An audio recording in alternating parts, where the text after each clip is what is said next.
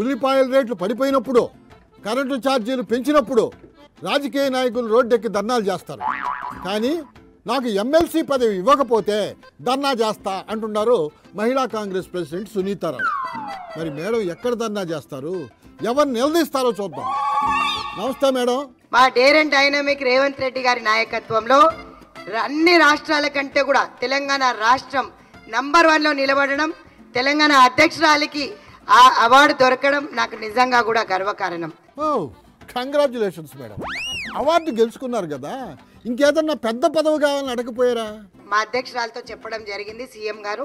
ఏ విషయం గురించి చెప్పారు? సునీత పేరు ఎమ్మెల్సీకి కన్సిడర్ చేయబడుతుంది. ఓహో, అయితే త్వరలో మీరు ఎమ్మెల్సీ అయిపోతారన్నమాట. ఒకవేళ ఎమ్మెల్సీ ఇవ్వకపోతే ఏం చేస్తారు మేడం?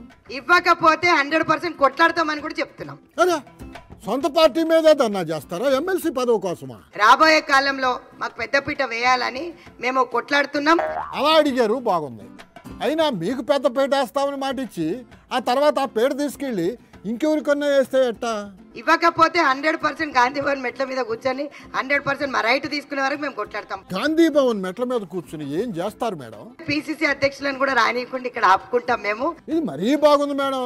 మీ పేరు కన్సిడర్ చేస్తున్నాం అని సీఎం గారు చెప్పారని అన్నారు కదా, మరి పిసిసి అధ్యక్షుడిని ఆపితే ఎట్టాగండి? 2 పదవుల్లో ఉన్నారు వారు. అయితే ఇప్పుడు ఏమంటారు?